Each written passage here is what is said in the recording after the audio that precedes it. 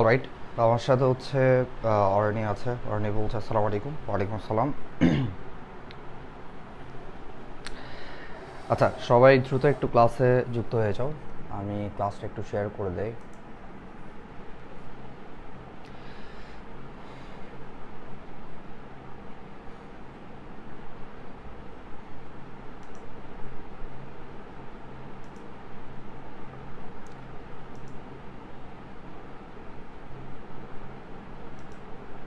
আচ্ছা, ওকে। সো আমার সাথে হচ্ছে অনেকেই যুক্ত আছে। একটু দ্রুত ক্লাসটা সবাই শেয়ার করে দিবা সবাই টাইমলাইনে, যাতে করে তোমাদের বন্ধুরা ক্লাসে চলে আসে। আর তোমরা হচ্ছে কে কোন ব্যাচ এটা একটু আমাকে কাইন্ডলি বলবা, যেন আমি বুঝি আর কি। হ্যাঁ, আমার সাথে হচ্ছে ফারিয়া আছে, নুসরাত আছে, এরপর আরেকটা কী নাম জানি, এটা এটা তো মানে পড়তে পারতেছি না। যাই হোক, দ্রুত তাইলে ক্লাসে চলে আসো সবাই।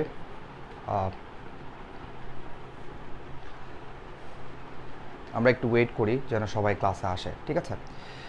একটু দ্রুত সবাই ক্লাসে চলে আসো। আর সাউন্ডটা ঠিক আছে কিনা একটু আমাকে জানাও কাইন্ডলি। সাউন্ড কি ক্লিয়ার কিনা, সাউন্ড তোমরা ক্লিয়ার শুনতে পাচ্ছ কিনা? আমার সাথে হচ্ছে অনেকে যুক্ত হয়ে গেছে বা আচ্ছা, এরপর আর আরাফাত আছে আমার সাথে। অলরাইট। সো তোমরা যারা হচ্ছে এইচএসসি 24 ব্যাচ আছো, তোমাদের জন্য কিন্তু আইসিটি এবং ইংরেজি এই দুটা বিষয়ের উপরে হচ্ছে আমার ফুল সাপোর্ট থাকবে। আমি কন্টিনিউয়াসলি হচ্ছে তোমাদের জন্য ক্লাস নিয়ে যাব। বাট তোমাদের যেটা করতে হবে, তোমাদের ক্লাসে রেগুলার থাকতে হবে। আমার সাথে মাহমুদ হাসান আছে, ফারিয়া বলছে 24 ব্যাচ, বা ভেরি গুড। এরপর সামিয়া বলছে ক্লিয়ার স্যার, থ্যাংক ইউ। আচ্ছা, যেটা বলছিলাম সেটা হচ্ছে তোমাদের ক্লাসগুলো রেগুলার করতে হবে। রেগুলার ক্লাস করলে ইনশাল্লাহ তুমি কিছুটা হলেও উপকৃত হবা, বা হচ্ছে তুমি পরীক্ষায় কিছুটা হলেও ভালো করবা। সো আমি ট্রাই করবো আমার পক্ষ থেকে হচ্ছে যতটুকু করা সম্ভব তোমাদের জন্য। আমার পক্ষ থেকে ঠিক ততটুকু থাকবে। আমি আসলে অনেক দিন পর লাইভ ক্লাসে আসছি, অনেক দিন পর, ঠিক আছে? ওকে, আমার সাথে হচ্ছে মমিন আছে। ফাইন। সো একটু সবাই ফ্রেন্ডদেরকে দ্রুত মেনশন করে দাও যাতে ক্লাসে চলে আসে। আজকে আমাদের টপিক হচ্ছে প্রেপোজিশনস। সো একটা বিষয় আমি তোমাদেরকে একটু জানিয়ে রাখি, সেটা হচ্ছে একটু সময় দাও আমাকে। সেটা হচ্ছে তোমার যারা এইচএসসি 24 ব্যাচ আছো, হ্যাঁ, তোমাদের জন্য হচ্ছে আমার কিছু প্ল্যান আছে। প্ল্যানগুলো একটু দেখো, তোমাদের জন্য কী কী প্ল্যান আছে আমার। যারা এইচএসসি 24 ব্যাচ আছে তোমাদের জন্য, যারা 25 ব্যাচ তোমরা ক্লাসগুলো করতে পারবা, সমস্যা নাই। সো আমার প্ল্যান হচ্ছে, আচ্ছা আমাকে তাসনিম বলছে আইসিটি ক্লাস করেন স্যার। আচ্ছা, আইসিটি ক্লাসও নিব, এটা নিয়ে আসলে তোমাদের টেনসড হওয়ার কিছু নাই। ইনশাল্লাহ সবগুলো ক্লাসই হবে। হ্যাঁ, এটা নিয়ে হচ্ছে তোমাদের ওয়ারি হওয়ার কিছু নাই। ইনশাল্লাহ আমরা সবগুলোর উপরে হচ্ছে ক্লাস করব। বাই দ্য ওয়ে, দেখো একটু সবাই দ্রুত তাইলে ক্লাসে চলে আসো, একটু মেনশন দিয়ে দাও। তো যারা হচ্ছে এইচএসসি 24 ব্যাচ আছে, তোমাদের জন্য আমার কিছু প্ল্যান আছে। এটা 25 ব্যাচের যারা আছে তোমাদের কাজে লাগবে। সো তোমাদের জন্য যে প্ল্যানটা, সেটা হচ্ছে আমি প্রথমে তোমাদেরকে ইংলিশ যে সেকেন্ড পেপারের টপিকগুলো আছে, তোমরা জানো তোমাদের ইংলিশ সেকেন্ড পেপারে অলমোস্ট 9টা টপিক আছে। সো রাইটিং পার্টটা বাদ দিয়ে আর কি। সো এই 9টা টপিক আমি যেটা করব, স্টেপ বাই স্টেপ শেষ করব উইথ বোর্ড কোয়েশ্চেন সলিউশন, ঠিক আছে?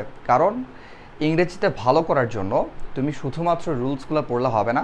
আমি মনে করি রুলস অতটা ইফেক্টিভ না। সব থেকে ইম্পর্টেন্ট যে ব্যাপারটা, সেটা হচ্ছে হিউজ প্র্যাকটিস করতে হবে। যদি তুমি হিউজ প্র্যাকটিস করো, সেক্ষেত্রে অবশ্যই তুমি ভালো করবা। বিকজ তোমরা জানো, আচ্ছা আমাকে নাইমা ইসলাম বলছে আইসিটি ক্লাস নিলে তার জন্য একটা রুটিন দেন। ওকে, ফাইন। সো আমার কোর্স প্ল্যানটা একটু শোনো তোমরা, তারপর তোমরা বলো, ঠিক আছে? আগে আমি শেষ করি, তারপর তোমরা বলো। সো যেটা বলতেছিলাম সেটা হচ্ছে, সো ইংলিশে ভালো করার জন্য তোমরা শুধুমাত্র রুলস পড়লে হবে না। কারণ ইংলিশ হচ্ছে একটা এমন সাবজেক্ট বা ভাষা বলতে পারি, যেটা মূলত নির্ভর করবে তুমি কতটা প্র্যাকটিস করবা। আর প্র্যাকটিস করলে আরেকটা বিষয় হচ্ছে, আচ্ছা আমাকে বলছে এগুলো ফ্রি ক্লাস নাকি? হ্যাঁ, ফ্রি, সম্পূর্ণ ফ্রি। আচ্ছা, আরেকটা ব্যাপার হচ্ছে প্র্যাকটিস করলে তুমি 100% কমন পাবা। 9টা টপিকের মধ্যে 100% তুমি অ্যাটলিস্ট 5টা টপিক কমন পাবা, অ্যাটলিস্ট। আমার কথা, আমার যে এই যে এখন কথাটা বললাম, তুমি চাইলে এটা অ্যাসেস নিয়ে রাখতে পারো। তুমি যদি বিগত বছরে আসা প্রত্যেকটা টপিকের প্রশ্নগুলো প্র্যাকটিস করো, 100% তুমি কমপক্ষে 5টা টপিক কমন পাবা, ঠিক আছে?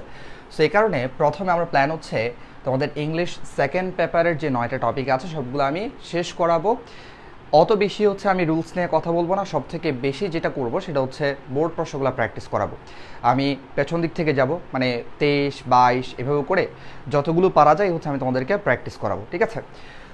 সো আজকে মূলত আমরা আলোচনা করব হচ্ছে প্র্যাপোজিশন নিয়ে। প্র্যাপোজিশনের আমরা প্রথম হচ্ছে একটা বেসিক আলোচনা করব, তারপর হচ্ছে আমরা প্র্যাপোজিশন সরাসরি প্র্যাকটিস করব। প্র্যাপোজিশনের উপরে আমি 3টা ক্লাস নেব। যদি তোমরা চাও এই 3টা ক্লাস করতে পারো, ইনশাল্লাহ উপকৃত হবা। এই 3টা ক্লাসের মধ্যে আমরা বেশিরভাগ বোর্ড প্রশ্নের প্র্যাকটিস করব। বোর্ড প্রশ্ন প্র্যাকটিস করার সাথে সাথে আমরা দেখব আসলে পরীক্ষায় কী ধরনের প্র্যাপোজিশন আসে, ঠিক আছে? সো প্র্যাপোজিশন টপিকটা কিন্তু আসলে একটা কঠিন টপিক, এটা মাথায় রাখবা। এটা সবার জন্য, এটা শুধুমাত্র তোমাদের জন্য যে কঠিন এমন না, এটা সবার জন্য কঠিন টপিক।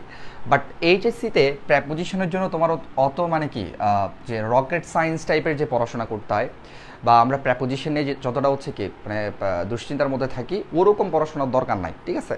জাস্ট তুমি বিগত বছরে আসা বোর্ড প্রশ্নগুলো ভালো করে প্র্যাকটিস করো, একটু বুঝে বুঝে, দ্যাটস এনাফ, ঠিক আছে? ওকে, সো অনেকেই চলে আসছে ক্লাসে। এখন আসি, তাহলে প্রথমে যেটা বললাম সেটা হচ্ছে প্রথমে আমি তোমাদের ইংলিশ সেকেন্ড পেপারটা যতটুকু সম্ভব আমি কভার দিব, প্রত্যেকটা টপিক, হ্যাঁ। এরপরে আমি ফার্স্ট পেপারের উপরে ক্লাস নিব। ইংলিশ ফার্স্ট পেপারের উপরে ক্লাস হবে, যেগুলো ইম্পর্ট্যান্ট প্যাসেজ আছে এগুলোর উপরে, যেই প্যাসেজগুলো most important for upcoming examination, ঠিক আছে, যারা এইচএসসি 24 ব্যাচের আছো তাদের জন্য। ওকে, সো এই দুইটার পাশাপাশি এই দুইটা চলবে হচ্ছে ধরো উইকলি 3টা বা 4টা ক্লাস হবে ইংলিশের উপরে, আর উইকলি 2টা করে ক্লাস থাকবে হচ্ছে আইসিটির উপরে। সো আইসিটির উপরে হচ্ছে 2টা করে ক্লাস থাকবে উইকলি। এটা হচ্ছে আমি অনেকেই বলতে আমাকে রুটিনের কথা, আমি তোমাদেরকে বলে দিব যে কখন কখন হচ্ছে আমি আইসিটি ক্লাস নেব, ঠিক আছে? হ্যাঁ, আইসিটিও হবে, বাট আমি চাচ্ছি আগে একটা একটা করে কভার করার জন্য। প্রথমে ধরো ইংলিশগুলো কভার করে ফেললে তখন আইসিটি তার সমস্যা হবে না, ঠিক আছে? আইসিটি মনে করো আমি খুব অল্প সময়ের মধ্যে তোমাদেরকে সব কিছু একদম গুছিয়ে দিতে পারবো, ঠিক আছে? অলরাইট, সো এখন আমাকে তোমরা একটু জানাও যে প্র্যাপোজিশনে তোমাদের কী অবস্থা। তাহলে আমি তোমাদেরকে তো বললাম যে কিভাবে আমার প্ল্যানটা কি তোমাদেরকে আমি জানালাম। এখন তোমাদের যে মতামত সেটা একটু আমাকে বলো, হ্যাঁ, তোমাদের কি মতামত সেটা একটু বলো। মানে তোমাদের ইংলিশের ক্লাস সব থেকে বেশি লাগবে নাকি আইসিটি ক্লাস সব থেকে বেশি লাগবে, নাকি দুইটাই হচ্ছে আমি আমার মতো করে নিব, কোনটা একটু দেখি তোমাদের মতামত জানাও আমাকে।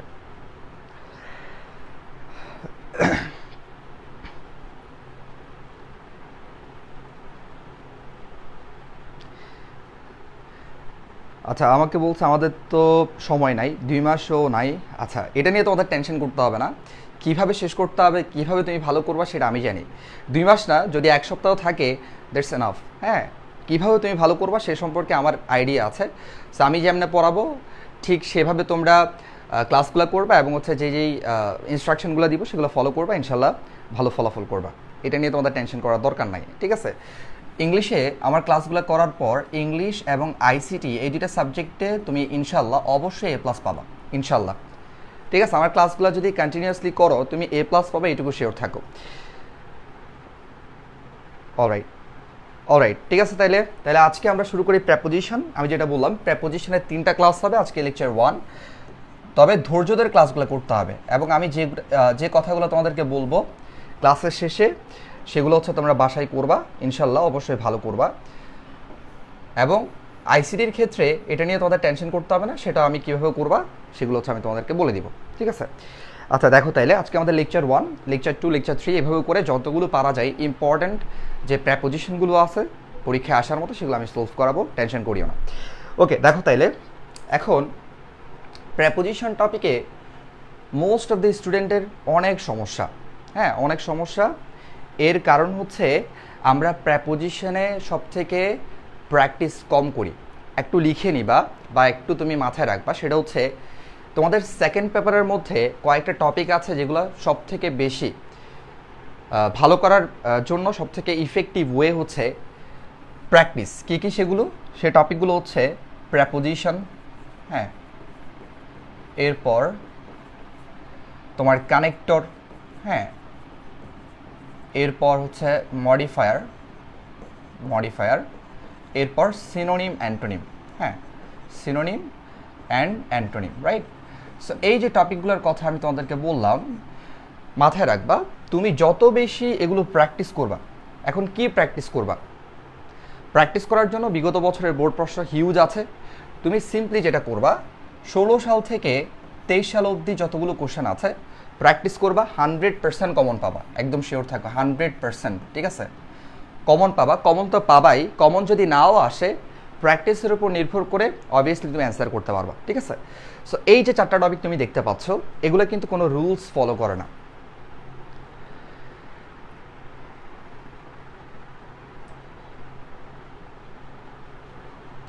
ওকে, একটু খেয়াল করবা, যেটা বলছিলাম সেটা হচ্ছে এই যে এই 4টা টপিক তোমরা দেখতে পাচ্ছ, প্রেপোজিশন, কানেক্টর, মডিফায়ার, সিনোনিম এবং অ্যান্টোনিম, এই 4টা টপিক কিন্তু খুব একটা রুলস ফলো করে না। প্রেপোজিশনের শত শত রুলস আছে, শত শত অ্যাপ্রোপ্রিয়েট প্রেপোজিশন আছে, এগুলো আদৌ মুখস্থ করা বা মনে রাখা সম্ভব? Quite impossible. সো এই কারণে যেটা করতে হবে, প্র্যাকটিস করতে হবে। কানেক্টর জাস্ট তুমি আমরা রুলস পড়ো, আমি তোমাকে 1000 রুলস পড়াই, এটা হইলে এটা হবে, যতক্ষণ না তুমি প্র্যাকটিস করবা কাজে আসবে না। ঠিক আছে, রুলস পরে কাজে আসবে না, প্র্যাকটিস করতে হবে। এরপর মডিফায়ার, যদিও রুলস এখানে ফলো করে কিন্তু তার পাশাপাশি মডিফায়ার অ্যান্সার করার জন্য তোমার হিউজ ভোকেব দরকার। সো সেটা কোত্থেকে পাবা? প্র্যাকটিস করলে পাবা।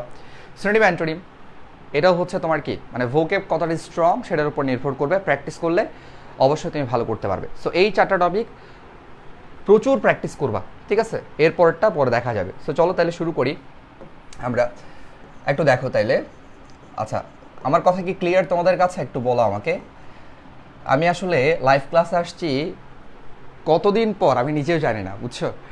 আমি লাইভ ক্লাস নিয়েছিলাম সেই কবে, মানে যখন 23-এর পরীক্ষা হয়েছে সেই সময়টাতে আসলে লাইভ ক্লাস নিয়েছিলাম। এরপর অনেক দিন পর আজকে ক্লাসে আসলাম। আচ্ছা দেখো, এখানে আবার উল্টাপাল্টা অনেকে কমেন্ট করতেছে। আসলে এইসব ভাইরাস হচ্ছে সব ক্লাসেই থাকে, হ্যাঁ কিছু কিছু ভাইরাস থাকে, এগুলোকে ইগনোর করবা, হোয়াট এভার। সো একটু দেখো তাইলে, যেটা বলছিলাম সেটা হচ্ছে প্রেপোজিশন, এটাকে আমরা 2 ভাগে ভাগ করতে পারি। হ্যাঁ, প্রেপোজিশন এটাকে হচ্ছে আমরা দুইটা ওয়েতে ভাগ করতে পারি। একটা হচ্ছে প্রেপোজিশনের সাধারণ ব্যবহার, অর্থাৎ কমন ইউজেস অফ প্রেপোজিশন। হ্যাঁ, সো একটু মাথায় রাখবা, common uses of preposition, right. আরেকটা হচ্ছে অ্যাপ্রোপ্রিয়েট প্রেপোজিশন। হ্যাঁ, এখন অ্যাপ্রোপ্রিয়েট প্রেপোজিশন এটা তো হিউজ। হ্যাঁ, এখন প্রশ্ন হচ্ছে স্যার এতগুলো কি পরীক্ষায় আসে? দেখো, অ্যাপ্রোপ্রিয়েট প্রেপোজিশন হচ্ছে হিউজ, বাট সব থেকে বেশি অ্যাপ্রোপ্রিয়েট প্রেপোজিশন আছে যেগুলো কমন, অর্থাৎ যেগুলো তুমি সচরাচর ইউজ করো, যেগুলোর সম্পর্কে তুমি আগে থেকে মোটামুটি জানো, এরকম মানে আহামরি কোনো কিছু না, বুঝছো। তুমি হয়তো প্র্যাকটিস করো নাই বলে তুমি পারো না, প্র্যাকটিস করে দেখো, ইনশাল্লাহ আজকে থেকেই তুমি পারবা। ওকে, এখন দেখো তাহলে এই যে অ্যাপ্রোপ্রিয়েট প্রেপোজিশন, এটা আমরা কাভার দিব, বা তোমরা যারা প্রেপোজিশনে ভয় পাও তোমরা এটা কাভার দিবা কিভাবে একটু খেয়াল করবা। 16 সাল থেকে 23 সাল পর্যন্ত, হ্যাঁ 16 সাল থেকে 23 সাল পর্যন্ত যতগুলো বোর্ড প্রশ্ন আছে সবগুলো বোর্ড প্রশ্ন প্র্যাকটিস করার সময় অ্যাপ্রোপ্রিয়েট প্রেপোজিশনগুলো লিখে রাখবা।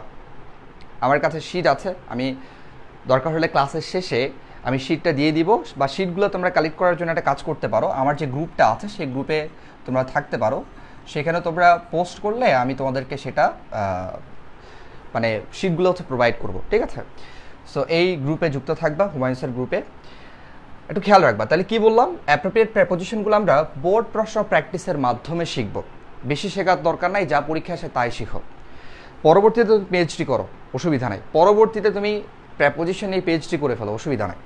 এরপর দেখো কমন ইউজ, এটার ক্ষেত্রে দুইটা বিষয়, একটা হচ্ছে তোমার অর্থ বুঝে প্রেপোজিশন কীভাবে তুমি সমাধান করবা, অর্থ বুঝে। হ্যাঁ, অর্থ বুঝে তুমি প্রেপোজিশন কেমনে সমাধান করবা এটা তোমার জানতে হবে। সেকেন্ড হচ্ছে একটা যে বেসিক ডায়াগ্রাম আছে প্রেপোজিশনের, সেই বেসিক ডায়াগ্রামটা সম্পর্কে তোমার একটু আইডিয়া থাকতে হবে, দ্যাটস ইট, আর কিছু না, এর থেকে আর বেশি কিছুর দরকার নাই, বুঝতে পারছো? ওকে, এখন আমরা কথা বলবো অ্যাপ্রোপ্রিয়েট প্রেপোজিশন বোর্ড প্রশ্ন যেহেতু আমরা প্র্যাকটিস করব, তখন হচ্ছে আমরা এটা নিয়ে কথা বলবো। এখন আমরা অর্থ বুঝে কীভাবে প্রেপোজিশন অ্যান্সার করা যায় এবং প্রেপোজিশনের যে বেসিক একটা ডায়াগ্রাম আছে সেটা সম্পর্কে একটু আলোচনা করব। চলো তাইলে একটু হচ্ছে আমরা এগুলো নিয়ে কথা বলি।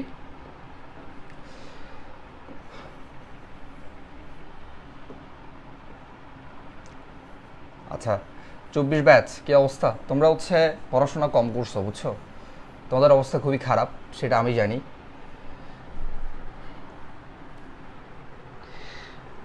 একটু খেয়াল করবা। তাইলে এখন আমরা অর্থের দিক থেকে প্রেপোজিশন কিভাবে অ্যান্সার করতে পারি একটু খেয়াল রাখবা। দেখো আমি একটা এক্সাম্পল লিখতেছি। ধরো আমি লিখলাম যে the pen was given dash, বললাম যে নীল। হ্যাঁ, ওকে, তোমরা আমাকে একটু জানাও এখানে অ্যান্সারটা কি হতে পারে। এখানে অ্যান্সারটা কি হবে, কেন হবে সেটা আমি একটু পরে বলতেছি। আরেকটা দিচ্ছি আমি। ধরো আমি বললাম যে my brother was going dash. একদম সিম্পল একটা এক্সাম্পল, বাট কেন দিচ্ছি এটা পরে বুঝবা। হ্যাঁ, আচ্ছা একটু বলো আমাকে। এই দেখো আরাফাত অ্যান্সার করছে হচ্ছে ভুল। প্রথমটার অ্যান্সার কি হবে, সেকেন্ডটার অ্যান্সার কি হবে একটু জানাও।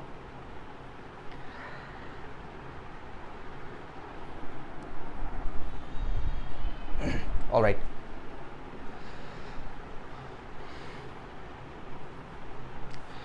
আচ্ছা দেখি বলো, আমি ওয়েট করতেছি তোমাদের অ্যান্সারের জন্য। নেটওয়ার্ক কি প্রবলেম করতেছে নাকি?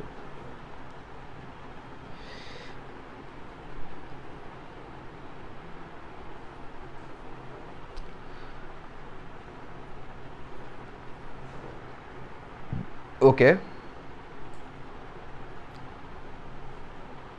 আচ্ছা শব্দ হচ্ছে, এটা মনে হয় হচ্ছে মেবি ফ্যানের জন্য।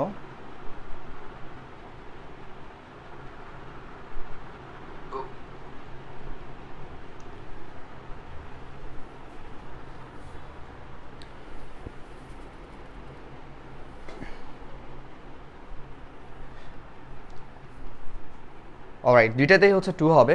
অনেকেই অ্যান্সার করছে দুইটাতে 2 হবে। আচ্ছা ঠিক আছে, তোমাদের অ্যান্সার হচ্ছে সঠিক। ঠিক আছে, দুইটাই হচ্ছে 2 হবে। এখন আসো কেন হবে সেই সম্পর্কে আমরা একটু আলোচনা করব। হ্যাঁ, দুইটাতেই হচ্ছে তোমার 2 হবে। 2 কেন হবে কিরে একটু দেখো তাইলে। দুইটাতে 2 হবে। হ্যাঁ, সবার যারা হচ্ছে 2 অ্যান্সার করছে তাদের অ্যান্সারগুলো হচ্ছে সঠিক। এখন একটু খেয়াল করবা যে দুইটাতে 2 হবে কেন হবে। মনে রাখবা, যদি এরকম কখনো তুমি অর্থ দেখো, হ্যাঁ অর্থের দিক থেকে এরকম কখনো দেখো যে দিকে, হ্যাঁ প্রতি, হ্যাঁ অথবা কে, অথবা রে, যদি এরকম সাউন্ড তুমি কখনো পাও, যেমন কলমটা নীলকে দেওয়া হয়েছিল, তাহলে নীলকে কি সাউন্ড আসছে বলো তো? এই যে কে সাউন্ড আসছে। তাহলে my brother was going to college, আমার ভাই কলেজে যাচ্ছিল বা কলেজের দিকে যাচ্ছিল। সো তুমি যদি দিকে, প্রতি, কে, রে এই ধরনের সাউন্ড যদি কখনো পাও, তাহলে তুমি প্রেপোজিশন অ্যান্সার করবা 2। কী ধরনের প্রেপোজিশন বসাবা? 2 বসাবা। ভেরি সিম্পল, ঠিক আছে। ওকে, এরপর আসো আমি আরেকটা এক্সাম্পল দিচ্ছি, এটা তোমরা একটু আমাকে বলো। আমি বললাম যে এই স্নেক, খেয়াল করবা, এই স্নেক was killed dash নীল। হ্যাঁ, ওকে, এরপর আমি দিলাম যে she wrote a letter dash a pen। আচ্ছা এখন আমাকে বলো, এই যে দুইটা সেন্টেন্স তোমরা দেখতে পাচ্ছ, এই দুইটা সেন্টেন্সের মধ্যে হচ্ছে অ্যান্সার কি হবে দেখে একটু বলো। অ্যান্সার কি হতে পারে? ভুল হোক সমস্যা নাই, আমরা তো শেখার জন্যই আসছি, রাইট? ওকে, আমাকে রহিমা বলছে যে বাই হবে 3 নাম্বারটা, বাই। অলরাইট, বাই বাই, আচ্ছা দুইটাই বাই। আচ্ছা আনিকা হচ্ছে রাইট অ্যান্সার করছে, আনিকার অ্যান্সার হচ্ছে একটা বাই আর একটা উইথ। Very good, alright. এরপর ওকে, প্রচুর গরম আজকে আসলে। হ্যাঁ, আচ্ছা দেখো তাইলে এই দুইটা, এটা হচ্ছে নাম্বার 1 ধরো, আর এটা হচ্ছে নাম্বার 2। একটু খেয়াল রাখবা, এই যে এখানে অ্যান্সার হবে হচ্ছে বাই, আর এখানে অ্যান্সার হবে হচ্ছে উইথ। হ্যাঁ, এখন আসো এখানে কেন আমরা বাই বসালাম, কেন আমরা উইথ বসালাম, এই সম্পর্কে আমরা একটু জানি। একটু খেয়াল রাখবা, যদি অর্থ এরকম আসে যে দ্বারা, হ্যাঁ দিয়ে, অথবা কর্তৃক, হ্যাঁ তাহলে কি বললাম, যদি কখনো অর্থ এরকম আসে যে দ্বারা দিয়ে কর্তৃক, মানে কারো দ্বারা একটা কাজ করা হয়েছিল, হ্যাঁ, কলম দ্বারা লেখা হয়েছিল, ফুটবল দ্বারা খেলা হয়েছিল, সো এরকম যদি কখনো সাউন্ড আসে, একটু খেয়াল রাখবা, যদি এরকম সাউন্ড আসে যে দ্বারা কর্তৃক দিয়ে যদি সাউন্ড আসে, সেক্ষেত্রে আমরা প্রেপোজিশন বসাবো বাই, তবে বাই বসবো হচ্ছে এ ডুয়ার। এ ডুয়ার বলতে যে কাজটা অ্যাকচুয়ালি করতে পারে। একটু খেয়াল রাখবা, এই যে একটা সাপকে যে মারা হয়েছে, সাপকে মারার কাজটা নীল কিন্তু নিজে করতে পারে। তাহলে যদি এমন কেউ কাজটা করে যে আসলেই কাজটা করতে পারে, সে আসলেই কাজটা করছে, তাহলে তার পূর্বে বসবে বাই। হ্যাঁ, আর উইথ বসবে হচ্ছে ইনস্ট্রুমেন্টের সাথে। হ্যাঁ, কিসের সাথে? ইনস্ট্রুমেন্টের সাথে। যেমন আমরা যদি বলি a snake was killed dash nil dash a stick, এটার অ্যান্সারটা কী হবে একটু খেয়াল করো। আমি বললাম এ স্নেক ওয়াজ কিল্ড, হ্যাঁ, dash nil dash a stick, তাহলে এটার অ্যান্সারটা কী হবে একটু বলো তো আমাকে।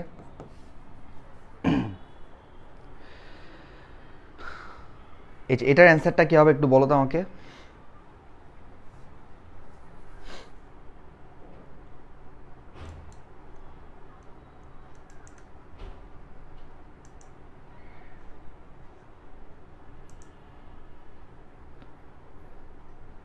আচ্ছা, তোমাদের কি ইন্টারাপশন হচ্ছে ক্লাসে?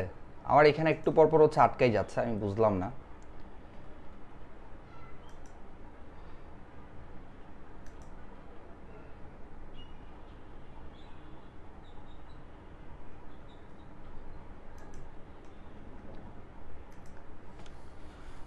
তোমাদের কি ক্লাসে ইন্টারাপশন হচ্ছে? ওকে, আচ্ছা, অনেকে অ্যান্সার করছে এখানে হবে বাই, আর এখানে কি হবে স্যার? এখানে হবে হচ্ছে তোমার উইথ, রাইট?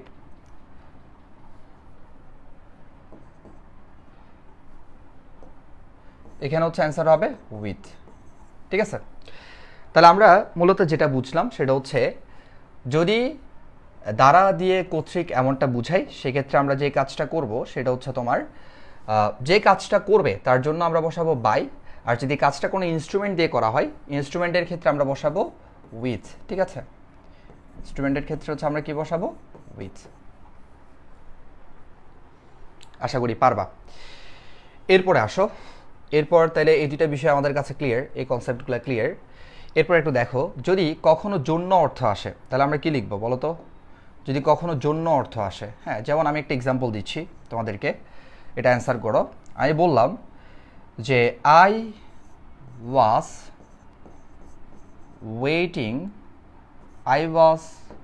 ওয়েটিং দূর, আমি অ্যান্সারটা করে দিচ্ছি।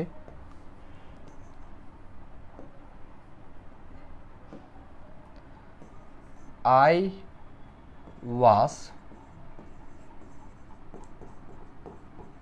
waiting dash my brother। আচ্ছা, দেখি এখানে অ্যান্সারটা কী হবে একটু আমাকে সবাই বলো। এখানে অ্যান্সারটা কী হবে সবাই একটু আমাকে বলো। এখানে অ্যান্সারটা কী হবে একটু বলো সবাই। মারাত্মক গরম। For, very good. তাহলে যদি কখনো জন্য অর্থ আসে তাহলে আমরা প্রেপোজিশন কি বসাবো? যদি কখনো জন্য অর্থ আসে সেক্ষেত্রে আমরা প্রেপোজিশন ইউজ করব। প্রেপোজিশন আমরা ইউজ করব হচ্ছে ফর। কি ইউজ করবো বলো তো? ফর। হ্যাঁ, জন্য অর্থ আসলে প্রেপোজিশন ইউজ করব আমরা ফর, ঠিক আছে? এখন একটু খেয়াল রাখবা, জন্য অর্থ আসলে আমরা ফর ইউজ করব। এখন আমরা যে প্রেপোজিশনগুলো নিয়ে হচ্ছে আলোচনা করব, একটু দেখো। এখন আমরা যে প্রেপোজিশন নিয়ে আলোচনা করব সেটা হচ্ছে সব থেকে কমন, মানে সব থেকে বেশি আসে, সেটা হচ্ছে যদি কখনো দেখো যে হতে, হ্যাঁ, থেকে বা চেয়ে এরকম কখনো সাউন্ড আসলে আমরা প্রেপোজিশন কি ইউজ করবো একটু দেখো। আমি এক্সাম্পল দিচ্ছি, তোমরা অ্যান্সার করো। প্রথমে আমি একটা অ্যান্সার দিলাম, একটা প্রশ্ন লিখলাম। প্রশ্নটা হচ্ছে মাই ব্রাদার ড্যাশ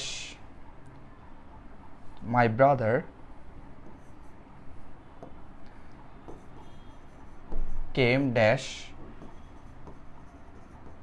ঢাকা। এটাতে কি অ্যান্সার হবে এটা বলো। এরপর আমি আরেকটা এক্সাম্পল লিখতেছি, I will not take less dash 500 টাকা। 500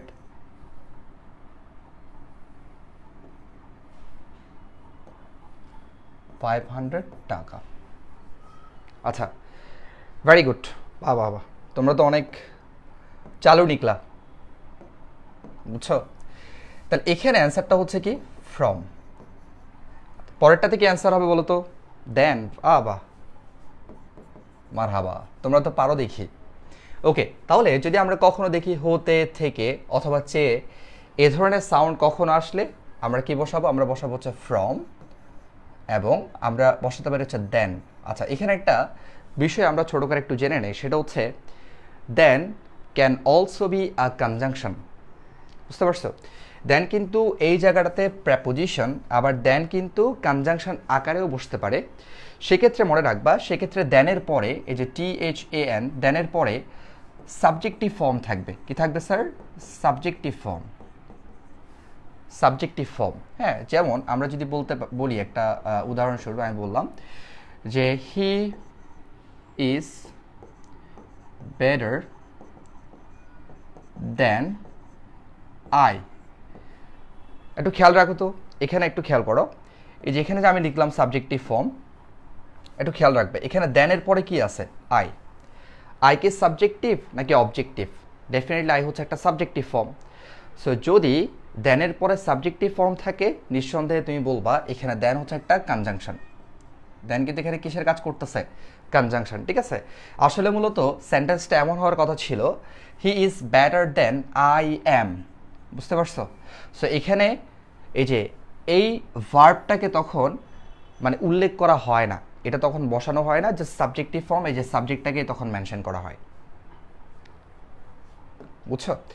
ওকে, অলরাইট। তাহলে আমরা মোটামুটি হচ্ছে এই সম্পর্কে মানে দেন এবং ফ্রম কখন ইউজ করব সেই সম্পর্কে আমরা একটা আইডিয়া পেলাম। ওকে, তাহলে আশা করি এটা আমরা পারবো। এরপর দেখো সবথেকে কমন, সেটা হচ্ছে র এবং এর সাউন্ড আসলে আমরা প্রেপোজিশন কি বসাবো। এটা সব থেকে বেশি আসে।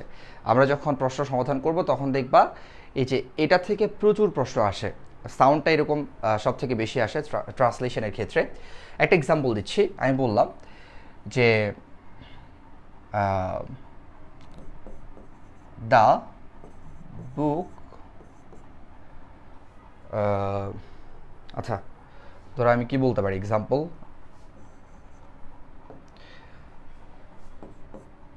দিস ইজ দ্য বুক,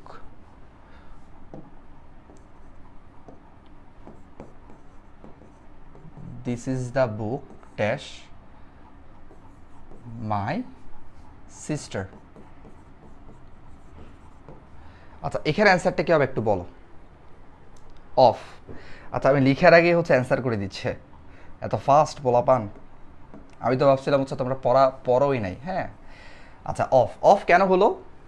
কারণ আমরা দেখতে পাচ্ছি this is the book of my sister, তাহলে এইটা হচ্ছে আমার বোনের বই। তাহলে এর সাউন্ড যদি কখনো আসে সেক্ষেত্রে হচ্ছে আমরা কোন প্রেপোজিশন বসাবো? অফ প্রেপোজিশন বসাবো। ভেরি সিম্পল, ঠিক আছে। ওকে, এরপর আরেকটা ইম্পর্ট্যান্ট প্রেপোজিশন নিয়ে হচ্ছে আমরা কথা বলি, দেন শেষ। সেটা হচ্ছে যদি কখনো দেখো যে এ অন্তস্থ, হ্যাঁ, অথবা তোমার তে, এ ধরনের সাউন্ড যদি কখনো আমরা পাই সেক্ষেত্রে প্রেপোজিশন আমরা কি বসাবো? ধর আমি বললাম যে মাই ফাদার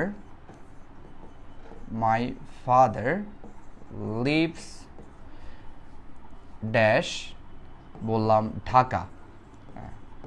ওকে, এরপর আমি আরেকটা দিচ্ছি, দেখো there is no fish dash the river. আচ্ছা, এখানে কোনটাতে কি হবে? এখানে হচ্ছে অ্যান্সার হবে ইন। তোমরা যদিও অ্যান্সার করছো, এখানে আমি দেখতে পাচ্ছি আয়শা অ্যান্সার করছে, তারপর হচ্ছে নীল প্রজাপতি অ্যান্সার করছে, বা ওকে ফাইন, তাহলে এখানে হচ্ছে ইন হবে, হ্যাঁ এখানেও ইন হবে। তবে অ্যাটও হতে পারে, সেক্ষেত্রে হচ্ছে কী হবে, ছোট স্থান হবে, ঠিক আছে। ছোট স্থানের ক্ষেত্রে আমরা কি বসাই, অ্যাড বসাই। তাহলে কখনো যদি এ অন্তস্থ বা তে এ ধরনের সাউন্ড আমরা পাই, সেক্ষেত্রে আমরা প্রেপোজিশন কি ইউজ করবো স্যার, সেক্ষেত্রে আমরা প্রেপোজিশন ইউজ করব তোমার ইন অথবা অ্যাট। হ্যাঁ, অ্যাট হচ্ছে ছোট স্থানের জন্য আমরা ইউজ করি, সে সম্পর্কে আমরা একটু পরে বিস্তারিত আলোচনা করব, ঠিক আছে। Okay fine. সো আমরা একটু শুরু থেকে আবার একটু রিক্যাপ করি আমরা কি কি দেখলাম। যারা হচ্ছে শুরু থেকে ছিল একটু দেখো তাইলে আমরা কি কি পড়লাম। আমরা প্রথমে দেখলাম অর্থের দিক থেকে যদি কখনো দিকে, প্রতি, কে, রে এই ধরনের সাউন্ড যদি আমরা কখনো দেখি, আমরা টু প্রেপোজিশন ইউজ করি। পাশে হচ্ছে আমরা এক্সাম্পল দেখতে পাচ্ছি, the pen was given to my sister, মানে বা ব্রাদার, এই কলমটা আমার ভাইকে দেওয়া হয়েছে। সো কে সাউন্ড আসলে বা রে বা প্রতি বা দিকে সাউন্ড আসলে আমরা টু ইউজ করি।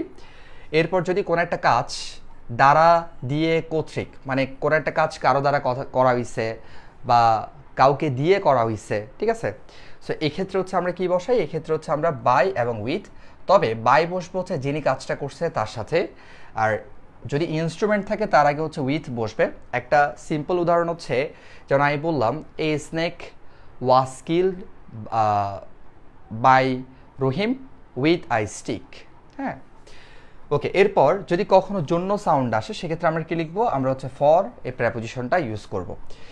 এরপর যদি আমরা দেখি যে হতে, থেকে, চে এ ধরনের কোনো সাউন্ড আমরা দেখতে পাচ্ছি অর্থের দিক থেকে, সেক্ষেত্রে বসবে ফ্রম এবং দেন। আমরা বললাম দেন হচ্ছে কনজাংশনও হতে পারে, প্রেপোজিশনও হতে পারে। দেন যদি কনজাংশন হয়, সেক্ষেত্রে এরপর একটা সাবজেক্টিভ ফর্ম থাকবে।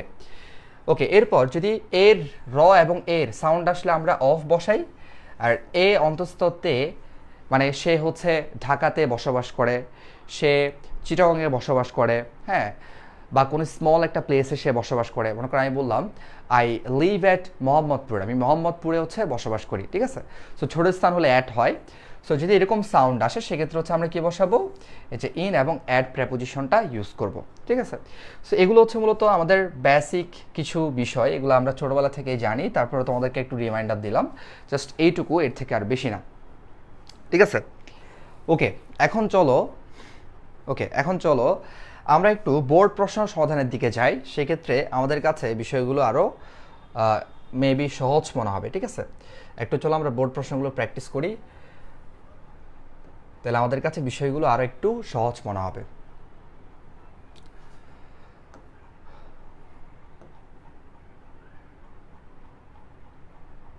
আচ্ছা, এখানে তো যাওয়ার দরকার নাই, আমরা ডিরেক্ট হোম থেকেই যেতে পারি।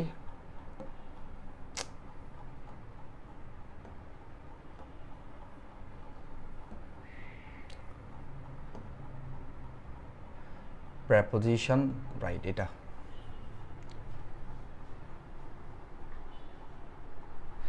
ফ্যান তো চলতেছে, ফ্যান হচ্ছে একটু মানে স্লো করছিলাম, তোমরা বলতেছো সাউন্ড শোনা যাচ্ছে, এই কারণে অনেক গরম আসলে, বুঝছো। যাই হোক, সো দেখো আমরা এখন একটু বোর্ড প্রশ্ন প্র্যাকটিসের দিকে যাই, তাহলে আমাদের কাছে বিষয়গুলো আর একটু সহজ মনে হবে আর একটু ক্লিয়ার হবে, ঠিক আছে। ওকে, সো এখন বোর্ড প্রশ্ন প্র্যাকটিসের সময় তোমরা একটু খেয়াল রাখবা, যখন তুমি বোর্ড প্রশ্ন প্র্যাকটিস করবা, এখন হচ্ছে তোমার ইম্পর্টেন্ট বিষয়টা একটু খেয়াল রাখতে হবে, সেটা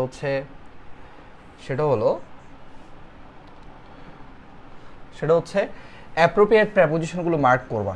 হ্যাঁ, বোর্ড প্রশ্ন প্র্যাকটিস করার সময় কি করবা, এই যে অ্যাপ্রোপ্রিয়েট যে প্রেপোজিশনগুলো আছে সেগুলো এখন হচ্ছে একটু মার্ক করবা, ঠিক আছে। অ্যাপ্রোপ্রিয়েট প্রেপোজিশনগুলো বোর্ড প্রশ্ন প্র্যাকটিসের সময় মার্ক করে করে শিখবা, কারণ দেখবা হচ্ছে অ্যাপ্রোপ্রিয়েট প্রেপোজিশনগুলো কিন্তু বারবার আসে। হ্যাঁ, সো আমরা প্রথমে ঢাকা বোর্ড 23-এর যে প্রশ্নটা আছে এটা দিয়ে শুরু করি। আচ্ছা দেখো, এখানে বলা হচ্ছে a good boy is accustomed dash hard work. আচ্ছা, কি হইতে পারে, অ্যান্সারটা কী হবে বলো তো।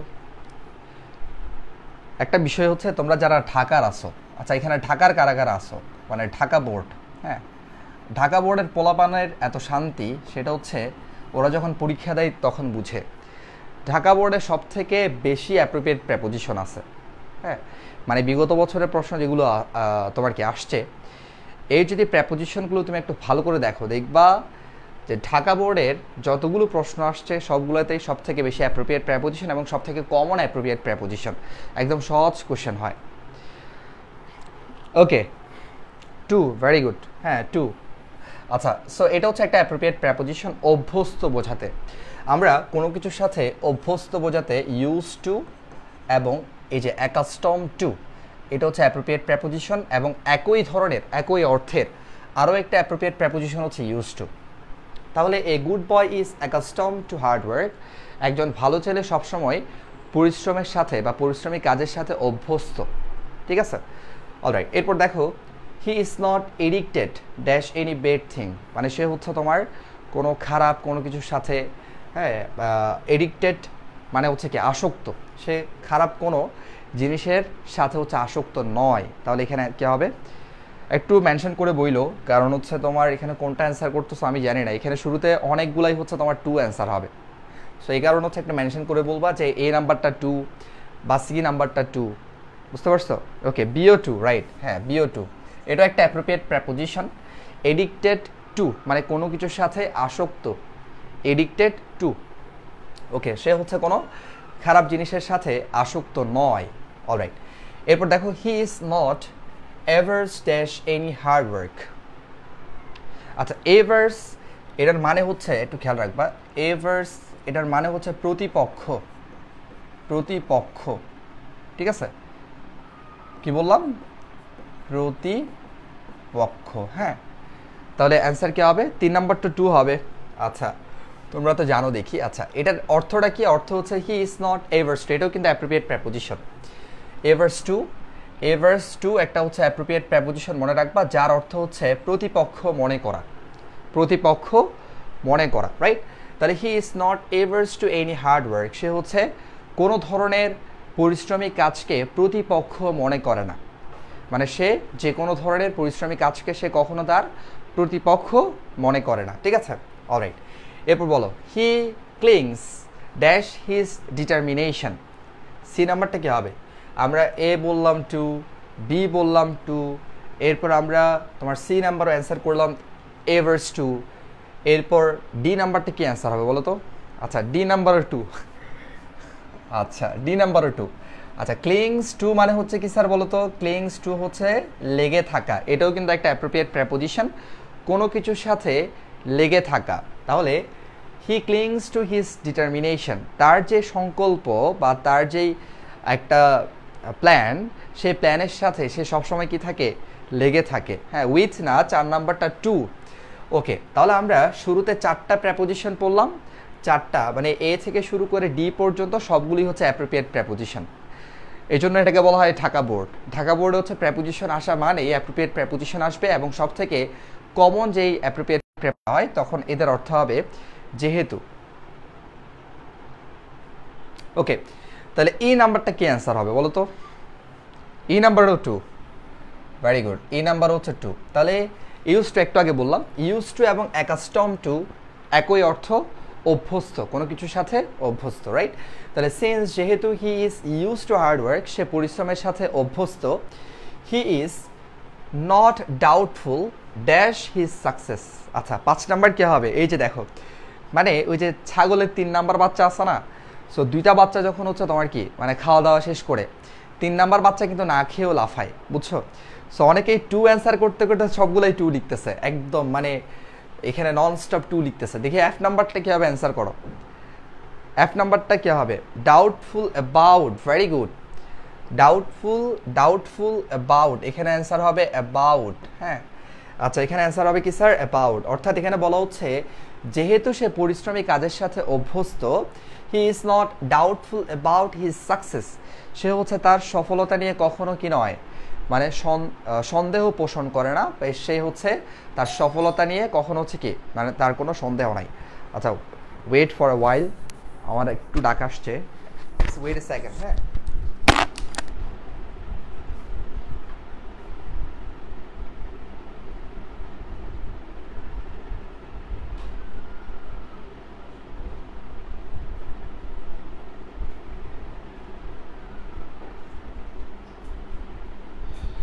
অলরাইট, আবার চলে আসলাম।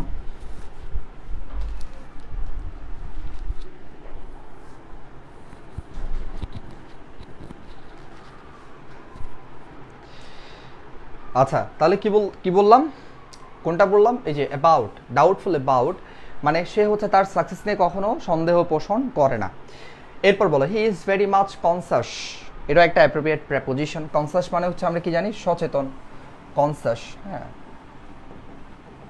কনসাসের সাথে কি বসে, অফ বসে, সচেতন অর্থে, হ্যাঁ, কনসাস অফ।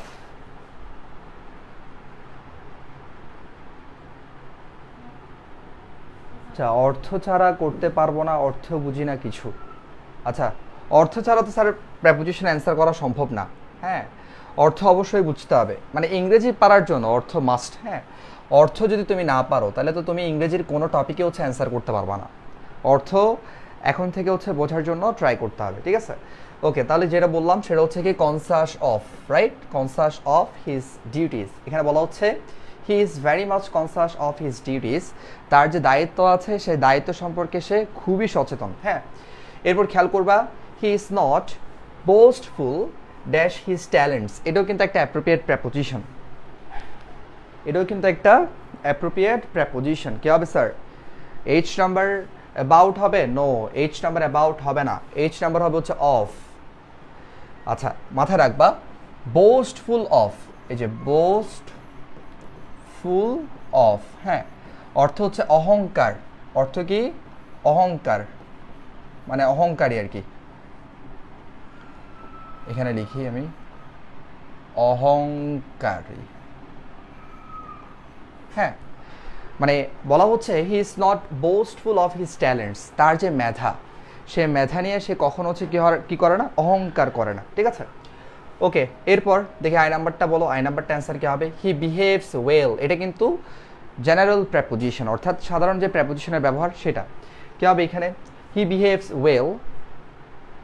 এইচ নাম্বারটা বুঝছো, আমি তোমাদের এই ক্লাসের মানে এটা শেষ করার পর বলবো যে এখানে আসলে কোনগুলো অ্যাপ্রোপ্রিয়েট প্রেপোজিশন আর কোনগুলো হচ্ছে অর্থ বুঝে আমরা করলাম। আচ্ছা আনিকা বলছে এটা উইথ, ভেরি গুড, এটা উইথ হবে। আচ্ছা এটা একটা সিম্পল, মানে তোমার অর্থ বুঝে করতে হবে। হি বিহেভস ওয়েল, সে সবার সাথে ভালো ব্যবহার করে, উইথ অল মানে সে সবার সাথে হচ্ছে ভালো আচরণ করে, ভালো ব্যবহার করে। এরপর বলো লাস্টেরটা, হি অ্যাটেন্ডস ড্যাশ হিজ স্টাডিজ। আচ্ছা যে নাম্বারটা 2, এটা সবাই জানো, এটা হচ্ছে আমরা বাচ্চাকাল থেকেই জানি, যে নাম্বারটা কি অ্যান্সার হবে, 2 হবে। হি অ্যাটেন্ডস টু হিজ স্টাডিজ, সে হচ্ছে তার যে পড়াশোনা সে পড়াশোনায় হচ্ছে সে যত্নশীল বা হচ্ছে মনোযোগী, হ্যাঁ, বা নিয়মিত। অলরাইট, তাহলে এই ঢাকা বোর্ডের মধ্যে দেখো আমরা কি কি অ্যাপ্রোপ্রিয়েট প্রেপোজিশন পেলাম, একটু তোমাদেরকে আমি ছোট করে একটু মার্ক করে দেই, খেয়াল করবা। অ্যাকাস্টম টু, এটা একটা appropriate preposition. Addicted to appropriate preposition. Averse to, averse to মানে কি বললাম, এভার্স টু মানে হচ্ছে প্রতিপক্ষ, হ্যাঁ। এরপর clings to appropriate preposition. Use to appropriate preposition. এরপর ডাউটফুল অ্যাবাউট, এটা তুমি বলতে পারো অ্যাপ্রোপ্রিয়েট প্রেপোজিশন, এটা অর্থ বুঝলেও এটা অ্যান্সার করা যায়। কনসাস অফ, নিঃসন্দেহে একটা অ্যাপ্রোপ্রিয়েট প্রেপোজিশন, সচেতন থাকা অর্থে। বোস্টফুল অফ, বোস্টফুল অফ মানে হচ্ছে অহংকার, সে হচ্ছে তার যে মেধা সেটা নিয়ে সে কখনো অহংকার করে না, এটা হচ্ছে একটা সাধারণ প্রেপোজিশন, জেনারেল, অর্থ বুঝে এটা অ্যান্সার করবা উইথ। আর অ্যাটেন্ডস টু হচ্ছে একটা অ্যাপ্রোপ্রিয়েট প্রেপোজিশন। আচ্ছা ইজ দ্যাট ক্লিয়ার? আচ্ছা এটা ক্লিয়ার, এটা তো তোমরা মোটামুটি সবাই পারছো।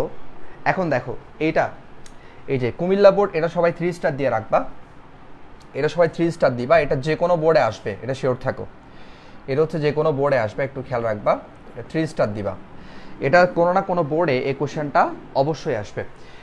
এটা কুমিল্লা বোর্ড 23 আসছে, আবার এটা তোমার দিনাজপুর বোর্ড 19 আসছে, বুঝতে পারছো? এটা হচ্ছে দিনাজপুর 19 আসছে, আবার এটা কুমিল্লা 23 আসছে, এটা মেবি 22 আসছিল। আমি কোন বোর্ডে আসছে এটা হচ্ছে আমার ঠিক মনে নাই, এটা 22 আসছে, মানে এটা টানা আসছে, ঠিক আছে। সেটা 3 স্টার দিবা, এটা কোনো না কোনো বোর্ডে চলে আসবে, একটু খেয়াল করবা। এটা মূলত আসছে তোমাদের যে ইংলিশ ফার্স্ট পেপার বইটা আছে সেই বইয়ের আর্ট অ্যান্ড ক্রাফট একটা লেসন আছে, আর্ট অ্যান্ড ক্রাফট, এই লেসন থেকে মূলত এটা তোমাদেরকে দিছে, ঠিক আছে। ওকে, সো একটু খেয়াল রাখবা, অনেকের কাছে একটু কঠিন মনে হয় কারণ অর্থগুলো একটু বোঝাটা ডিফিকাল্ট, একটু খেয়াল রাখবা। তাহলে এই ক্রাফট ওয়ার্ক একটা কারুকাজ, is an applied form, applied মানে হচ্ছে প্রয়োগ, হ্যাঁ, প্রয়োগ করা, ফর্ম, তাহলে ফর্ম মানে কি কোনো কিছু গঠন, হ্যাঁ এরকম, so A craft work is an applied form dash art. তাহলে একটু খেয়াল রাখবা অ্যান্সারটা কী হবে বলো তো। আচ্ছা, আজাদ অ্যান্সার করছে অফ। হ্যাঁ, অফ হচ্ছে রাইট অ্যান্সার। এটা অর্থ বুঝেই তোমার অ্যান্সার করতে হবে। তাহলে এ craft work is an applied form of art, অর্থাৎ একটা কারুকাজ হচ্ছে শিল্পের একটা প্রয়োগিক একটা বিষয়, প্রয়োগের একটা বিষয়। হ্যাঁ, ক্রাফট ওয়ার্ক যেগুলো করা হয় মানে যেমন কাঁথার মধ্যে হচ্ছে তোমার নকশা করা বা বিভিন্ন জিনিস দিয়ে হচ্ছে কোনো কিছু তৈরি করা, এই যে ক্রাফট ওয়ার্ক যেগুলো আছে বা পাতিলের মধ্যে নকশা করা, এসব কাজগুলো শিল্পের একটা প্রয়োগ করার বিষয়। মানে বলা হচ্ছে ক্রাফট ওয়ার্ক শিল্পের একটা, শিল্পের এর সাউন্ড আসলে আমরা অফ প্রেপোজিশন বসাই, শিল্পের একটা প্রয়োগকৃত বিষয়। ঠিক আছে, ওকে। এরপর দেখো এ সোশ্যাল অ্যান্ড কালচারাল প্রোডাক্ট, একটা সামাজিক এবং সাংস্কৃতিক পণ্য, রিফ্লেক্টিং প্রতিফলিত করে, present participle reflecting the inclusive nature. Inclusive শব্দের অর্থ হচ্ছে অন্তর্ভুক্ত,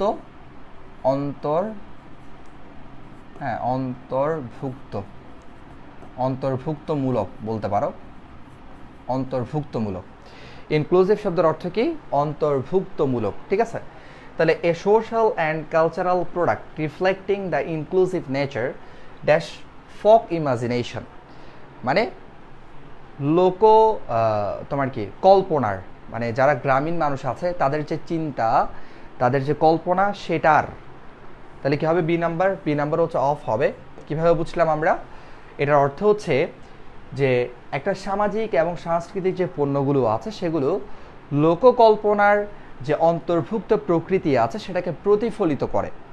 শুনতে একটু কঠিন মনে হচ্ছে না, বাট সিম্পল। কি বললাম?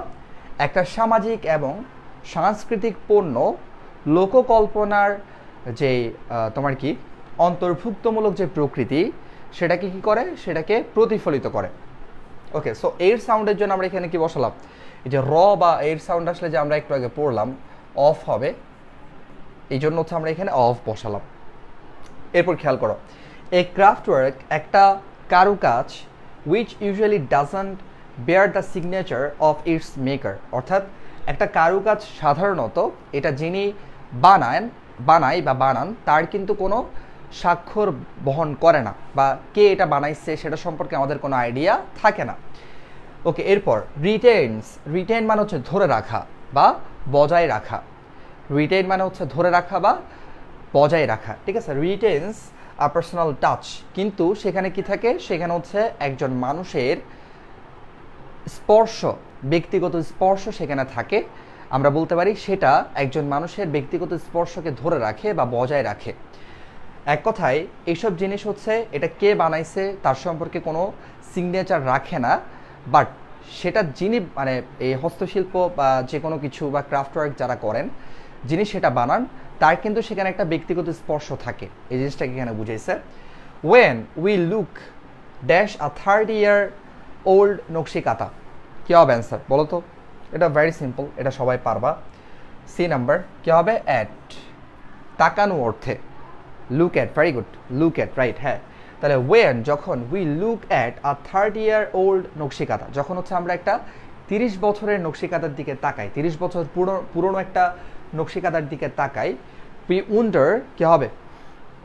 ডি নাম্বার অ্যান্সার কী হবে? We wonder dash its motif and designs that point dash the artistic ingenuity and the presence of the maker dash it. একটু বিশাল লম্বা। হ্যাঁ, ডি নাম্বারও অ্যাট, ভেরি গুড, ডি নাম্বারও অ্যাট হবে। এই দুটো হচ্ছে অ্যাপ্রোপ্রিয়েট প্রেপোজিশন, যদিও লুক অ্যাট কিন্তু একটা অ্যাপ্রোপ্রিয়েট প্রেপোজিশন না, এটা হচ্ছে একটা গ্রুপ ভার্ব। গ্রুপ ভার্ব হচ্ছে যে একটা ভার্বের পরে ভিন্ন ভিন্ন প্রেপোজিশন যুক্ত হয়ে ভিন্ন ভিন্ন অর্থ দিবে। যেমন লুক আফটার মানে হচ্ছে দেখাশোনা করা, ঠিক আছে, বা লুক ফর হচ্ছে কোনো কিছু খোঁজা, আর লুক অ্যাট হচ্ছে তাকানো। সো একটা ভার্বের পরে যখন ভিন্ন ভিন্ন প্রেপোজিশন যুক্ত হবে এবং ভিন্ন ভিন্ন অর্থ পাই, তখন আমরা সেটাকে বলি গ্রুপ ভার্ব বা ফ্রেজাল ভার্ব। ঠিক আছে, অলরাইট। এরপর দেখো we wonder at, wonder at হচ্ছে একটা কি বলতো? অ্যাপ্রোপ্রিয়েট প্রেপোজিশন, মানে অবাক হওয়া। Its motif and designs that point to, এটা একটা অ্যাপ্রোপ্রিয়েট প্রেপোজিশন, নির্দেশ করা। ওকে, তাহলে এখানে বলা হচ্ছে যে a craft work which usually doesn't bear the signature of its maker retains a personal touch when we look at a 30-year-old nakshi kantha, যখন আমরা হচ্ছে 30 বছরের একটা পুরনো নকশিকাতার দিকে তাকাই, we wonder at its motif and designs, আমরা এটার যে বৈশিষ্ট্য এবং যে নকশা সেটা দেখে বিস্মিত হই, দ্যাট যেটা point to the artistic Ingenuity. Ingenuity মানে হচ্ছে চতুরতা। ইনজেনুইটি শব্দের অর্থ কি? চতুরতা, ঠিক আছে?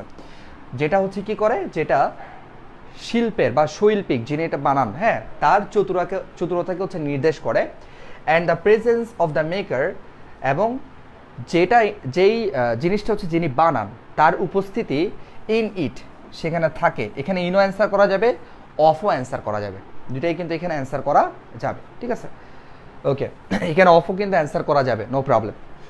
ওকে, তাহলে এটার মধ্যে তার উপস্থিতি কিন্তু থাকে, যিনি সেটা বানান তার উপস্থিতি সেখানে থাকে। এটা 3 স্টার বললাম, হ্যাঁ, অবশ্যই এটা ভালো করে তোমরা পড়ে নিবা, এটা যে কোনো বোর্ডে আসতে পারে। এরপর দেখো, এরপর বলা হচ্ছে দ্য ফ্যাক্ট দ্যাট, হ্যাঁ, সত্য হচ্ছে এটা, we do not know her name or any other detail, আমরা তার, যিনি এটা বানান, হ্যাঁ, যিনি হচ্ছে ক্রাফট ওয়ার্কের কাজ করেন বা নকশিকাতা যিনি বানান, তার সম্পর্কে আমরা কোনো কিছু জানি না, বা তার নামও হচ্ছে আমরা জানি না। তাহলে এখানে কী হবে বলো তো? হ্যাঁ, অফও হচ্ছে দেওয়া যায়, সমস্যা নাই, এখানে অফও হচ্ছে অ্যান্সার করা যায়। বিভিন্ন হচ্ছে তোমরা দেখবা যে the presence of the maker in it, হ্যাঁ, বা অফ ইট, এখানে অফও অ্যান্সার করা যাবে। এটার, হ্যাঁ, এটার মধ্যে, ইন হচ্ছে এটার মধ্যে তার উপস্থিতি থাকে, আর অফ মানে হচ্ছে এটার যিনি বানাইছে, মানে এটা যিনি বানান তার হচ্ছে এখানে উপস্থিতি থাকে, দুইটাই কিন্তু অ্যান্সার করা যাবে, নো প্রবলেম। আচ্ছা, এরপর দেখো যে detail about her, very good. About her অর্থ বুঝে হচ্ছে আমরা এখানে অ্যান্সার করবো কি স্যার? About, right? অ্যাবাউট। তাহলে we do not know her name or any other detail about her, আমরা হচ্ছে তার সম্পর্কে, তার নাম জানি না, তার সম্পর্কে কোনো তথ্য আমরা জানি না। ডাজন্ট টেক এনিথিং, আচ্ছা এখানে অ্যান্সারটা করা আছে ভুলে, এটা মানে ওই যে তোমার টাইপিংয়ের ক্ষেত্রে এটা দেওয়া আছে আর কি। So doesn't take anything away our appreciation, এখানে কি হবে? অফ দ্য আর্টিস্ট, হ্যাঁ, এখানে কিন্তু অফ হবে, অফ দ্য আর্টিস্ট, ঠিক আছে? তাহলে এখানে কি বলা হচ্ছে? Doesn't take anything away from our appreciation the artist, মানে এখানে আসলে এখানে মনে হয় একটা ফ্রম হওয়ার কথা, বুঝতে পারছো? অলরাইট, সো একটু খেয়াল করো, মেবি এখানে একটা ফ্রম মিসিং আছে, আই ডোন্ট নো, প্রশ্নটা দেখলে বোঝা যাবে ক্লিয়ারলি, হোয়াট এভার। সো দেখো এখানে ফর অ্যান্সার করো না, ফর হচ্ছে না, অফ দিবা, হ্যাঁ, মনে হচ্ছে ফর, বাট এটা অফ হবে। দেখো, doesn't take anything away from our appreciation of the artist, হ্যাঁ, মানে এখানে বলা হচ্ছে যে আমরা তার নাম জানি না বা তার কোনো তথ্য আমরা জানি না, কিন্তু সেটা কি করে না, সেটা হচ্ছে যিনি সেটা বানান, মানে শিল্পের বা যিনি শিল্পী আছে, শিল্পীকে হচ্ছে কখনো আমাদের যেই প্রশংসা, সেই প্রশংসা থেকে শিল্পীকে কখনো দূরে রাখে না। আলটিমেটলি যিনি এটা বানান তার কাছে, তার নাম আমরা জানি না বা তার সম্পর্কে কোনো তথ্য আমাদের কাছে নাই, কিন্তু আলটিমেটলি তার সম্পর্কে প্রশংসা আমরা করি। তার মানে বলা হচ্ছে তার নাম না জানা সত্ত্বেও, তার কোনো তথ্য না জানা সত্ত্বেও শিল্পীকে হচ্ছে আমাদের প্রশংসা থেকে কখনো দূরে রাখে না, বা এটাতে হচ্ছে কিছু যায় আসে না, ঠিক আছে? এবার দেখো, ইনডিড, প্রকৃতপক্ষে, দ্য ইন্টিমেট নেচার, হ্যাঁ, ইন্টিমেট মানে কি? অন্তরঙ্গ। দ্য ইন্টিমেট নেচার, প্রকৃতপক্ষে, ইনডিড মানে প্রকৃতপক্ষে, দ্য ইন্টিমেট নেচার, অন্তরঙ্গ প্রকৃতি, অফ দ্য কাতায়ের, তাহলে কাতায়ের অন্তরঙ্গ প্রকৃতি, and the tactile feeling, tactile মানে হচ্ছে স্পর্শকাতর, টেকটাইল মানে কি? স্পর্শকাতর, ঠিক আছে? টেকটাইল মানে হচ্ছে তোমার স্পর্শকাতর,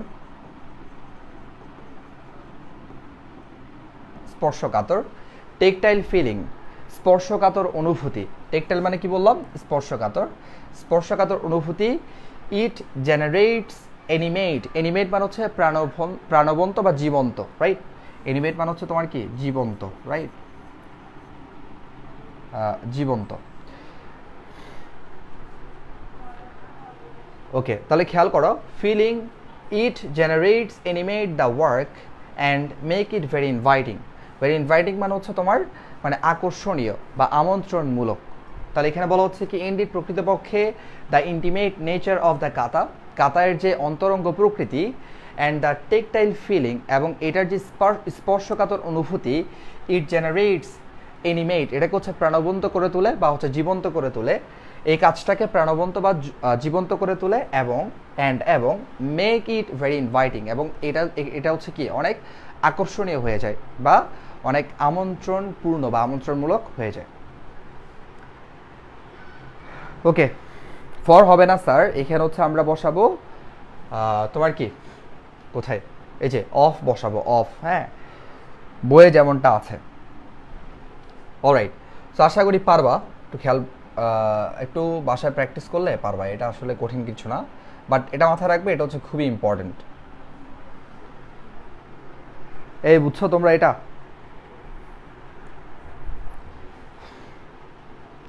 এটা বুঝতে পারছো পোলাপান?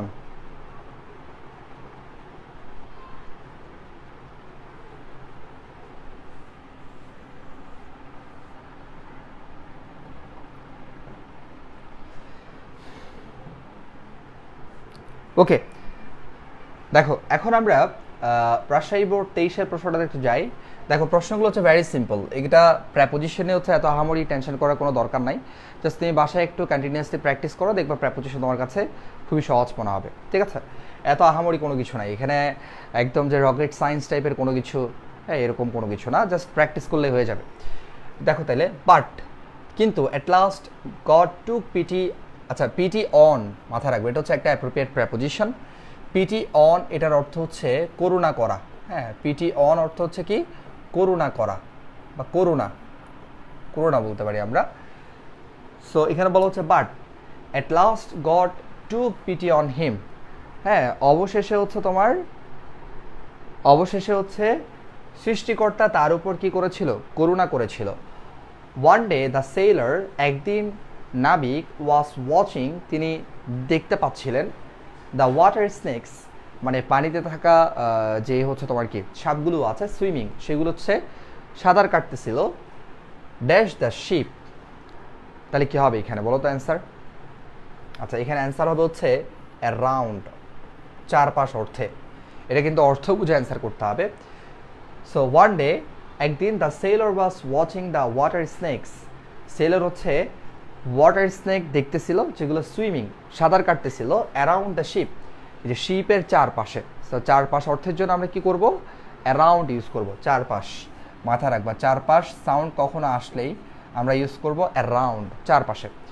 ওকে, এরপর দেখো, দেয়ার কালার্স ওয়ার সো বিউটিফুল, এই সাপগুলোর রং অনেক সুন্দর ছিল, এবং হি ওয়াজ ফিল্ড উইথ, ফিলের সাথে হচ্ছে কি বসে স্যার, উইথ, এটা হচ্ছে একটা অ্যাপ্রোপ্রিয়েট প্রেপোজিশন, পরিপূর্ণ অর্থে, ফিলের সাথে সবসময় কি বসবে, উইথ বসবে, মানে পরিপূর্ণ, এটা অ্যাপ্রোপ্রিয়েট প্রেপোজিশন, ঠিক আছে? খুবই কমন, এগুলো বারবার আসে, ঠিক আছে? ওকে, তাহলে বলা হচ্ছে কি their colours were so beautiful and he was filled with such a strange wonder that he felt a great love dash them and blessed them dash his heart. আচ্ছা খেয়াল কর, বলা হচ্ছে তাদের এই যে সাপগুলোর কালার এতই সুন্দর ছিল, সে হচ্ছে he was filled with such a strange wonder, সে হচ্ছে একটা আগন্তুক, একটা আশ্চর্য, মানে হঠাৎ করে একটা কিছু দেখার পরে তুমি কি হয়ে গেছো, আশ্চর্য হয়ে গেছো, ঠিক আছে, অবাক হয়ে গেছো, এরকমের ওর মধ্যে মানে আগন্তুক একটা আশ্চর্য সে পরিপূর্ণ হয়ে যায়। এরপর বলা হচ্ছে দ্যাট হি ফেল্ট, যেটা হি ফেল্ট, সে যেটা দেখে সে অনুভব করেছিল, আ গ্রেট লাভ, মানে একটা মহান ভালোবাসা, ফর দ্যাম, তাদের জন্য, এটা কিন্তু অর্থ বুঝে অ্যান্সার করতে হবে, তাদের জন্য, এবং ব্লেসড দ্যাম, তাদেরকে সে তোমার কি তাদের জন্য দয়া করা বা দোয়া করা, ঠিক আছে, ব্লেসড দ্যাম, তাদেরকে দয়া করেছিল বা দোয়া করেছিল, ফ্রম হিজ হার্ট, তার হৃদয় থেকে। ওকে, অ্যাট ওয়ান্স, সাথে সাথে, দ্য ডেট অ্যালবাট্রোস, অ্যালবাট্রোস হচ্ছে সামুদ্রিক পাখি, তাহলে the dead albatross fell from his neck, হ্যাঁ এটাও কিন্তু ফ্রম হবে, তাহলে একটা মৃত অ্যালবাট্রোস তার গলা থেকে পড়ে গেল, তার গলার মধ্যে একটা অ্যালবাট্রোস বা পাখি ছিল, সেটা তার গলা থেকে, নেক মানে কি গলা, হ্যাঁ তার গলা থেকে পড়ে গেল, তাহলে থেকে সাউন্ডের জন্য এখানে ফ্রম বসালাম, এখানে ফ্রম বসালাম, থেকে সাউন্ড আসছে, হতে থেকে আসলেই হচ্ছে আমরা ফ্রম বসাই। ওকে, কোথায় পড়ছে? ইনটু দ্য সি, সমুদ্রের মধ্যে। এখন ইন কেন হলো না? কারণ ইনটু মানে হচ্ছে বাইরে থেকে ভিতরে যাওয়া। সো পাখিটা তো সমুদ্রের উপরে ছিল, হ্যাঁ, বা নাবিকের তোমার কি এই যে গলার কাছে ছিল, সেখান থেকে সেটা পড়ে সমুদ্রের মধ্যে ঢুকে গেছে। তাহলে কোনো কিছুর বাইরে থেকে ভিতরে ঢুকলে আমরা কি ইউজ করব? ইনটু। ওকে, তাহলে সাথে সাথে হচ্ছে কি হলো যে একটা মৃত অ্যালবাট্রস তার গলা থেকে পড়ে সমুদ্রের মধ্যে তলিয়ে গেল। এ জেন্টাল ব্রিজ, জেন্টাল মানে কি? মৃদু। ব্রিজ মানে কি? বাতাস। তাহলে এই gentle breeze began to blow, তাহলে একটা হচ্ছে মৃদু বাতাস বয়ে যাচ্ছিল বা শুরু হয়েছিল। আচ্ছা, কোত্থেকে? ড্যাশ দ্য সাউথ, দক্ষিণ দিক থেকে। তাহলে থেকে সাউন্ডের জন্য কি বসাবো স্যার? ফ্রম। দক্ষিণ দিক থেকে হচ্ছে একটা মৃদু বাতাস শুরু হয়েছিল। অ্যান্ড দ্য ওল্ড ম্যান, এবং একটা বৃদ্ধ লোক ফেল, মানে ওই বৃদ্ধ লোক, নাবিকের কথা বলা হচ্ছে, হ্যাঁ। অ্যান্ড দ্য ওল্ড ম্যান, এবং ওই বৃদ্ধ লোকটা ফল ইনটু আর ডিপ স্লিপ, অর্থাৎ তিনি হচ্ছে নর্মাল ছিলেন, সেখান থেকে তিনি গভীর ঘুমের মধ্যে কি হলেন? তলিয়ে গেলেন, হ্যাঁ। তাহলে যেহেতু তিনি জাগ্রত ছিল, জাগ্রত থেকে গভীর ঘুমের মধ্যে গেল, এই কারণে হচ্ছে এখন কি বসবে? ইনটু বসবে। ওকে, ওয়েন, যখন, হি উক আপ, সে ঘুম থেকে উঠেছিল, ইট ওয়াজ রেইনিং, তখন বৃষ্টি হচ্ছিল, এবং হি ফেল্ট ফ্রেশ এগেইন, সে হচ্ছে আবার পুনরায় সতেজ অনুভব করলো। দাস, এইভাবে, the old man relieved of, এটা হচ্ছে একটা অ্যাপ্রোপ্রিয়েট প্রেপোজিশন, মনে রাখবা। রিলিভড অফ মানে হচ্ছে মানে কোনো কিছু থেকে উপশম পাওয়া, মানে কোনো কিছু থেকে হচ্ছে তুমি একটা সাফারিংসের মধ্যে ছিলা, সেখান থেকে তুমি এখন ভালো আছো, ঠিক আছে। ওকে, তাহলে দ্য ওল্ড ম্যান, ওই বৃদ্ধ লোকটা, রিলিভড অফ হিজ সাফারিংস, সে হচ্ছে তার কষ্ট থেকে সে উপশম পেল, বা মানে সে এখন ভালো আর কি, ঠিক আছে। সো এখানে কিন্তু মোস্ট অফ দ্য তোমার নর্মালি অর্থ বুঝে অ্যান্সার করতে হয়েছে, তবে এখানে কয়েকটা আছে, যেমন আমরা যদি বলি ফিল্ড উইথ হচ্ছে একটা অ্যাপ্রোপ্রিয়েট প্রেপোজিশন, হ্যাঁ। এই যে ফিল্ড উইথ হচ্ছে একটা অ্যাপ্রোপ্রিয়েট প্রেপোজিশন। তারপরে হচ্ছে তোমার এই যে রিলিভড বললাম, সরি ফর দ্যাট, এটা হচ্ছে ঠিক আছে, রিলিভড, ঠিক আছে, রিলিভড অফ হচ্ছে একটা অ্যাপ্রোপ্রিয়েট প্রেপোজিশন, মানে কোনো কিছু থেকে স্বস্তি পাওয়া, হ্যাঁ। এরপর হচ্ছে তোমার আর বাকি যেগুলো আমরা অ্যান্সার করলাম, আচ্ছা, পিটি অন হচ্ছে একটা অ্যাপ্রোপ্রিয়েট প্রেপোজিশন, 3টা অ্যাপ্রোপ্রিয়েট প্রেপোজিশন আছে, আর বাকিগুলো তোমার অর্থ বুঝে অ্যান্সার করতে হবে। সো এই যে প্র্যাকটিস করলে তুমি দেখবা তোমার কাছে বিষয়গুলো সহজ মনে হচ্ছে, জাস্ট প্র্যাকটিসের অভাব। অথচ তুমি যদি প্রেপোজিশনে আমরা রুল পড়তে যাও, এতগুলো রুল পড়া সম্ভব না এবং মনেও থাকবে না। সো এই কারণে প্র্যাকটিস করো, দেখবা তোমার কাছে বিষয়গুলো ধীরে ধীরে সহজ মনে হচ্ছে। ওকে, এরপর আর করবা নাকি শেষ করে দেবো ক্লাস? 10:32 হয়ে গেছে। এটা হচ্ছে তোমরা এই যে এটা বইয়ের যেটা আছে, এটা কিন্তু 19-এ আসছে, মাথায় রাখবা। এই বইয়েরটা হচ্ছে 19-এ আসছে, এটাও কিন্তু তোমরা 3 স্টার দিবা, এই কোশ্চেনটা 3 স্টার দিবা, এটা কিন্তু 19 সালে আসছে, বুঝতে পারছো? এটাও কিন্তু তোমরা কি করবা? 3 স্টার দিবা।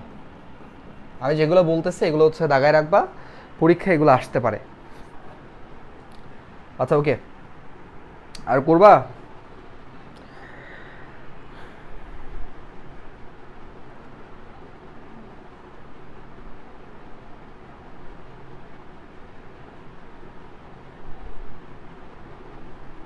পোলাপান,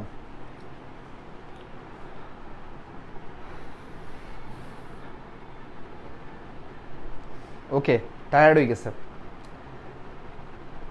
আচ্ছা, আমাকে বলতেছে আরেকটা করান, অনেক গরম স্যার। আচ্ছা, গরম তো হচ্ছে আমার লাগতেছে।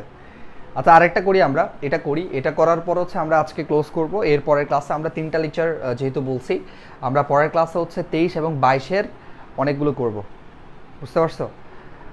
একটু দেখো তাইলে, আমি যেহেতু 3টা লেকচার বলছি, 3টা লেকচার আমি করাবো। আজকে হচ্ছে আমাদের লেকচার 1, ঠিক আছে।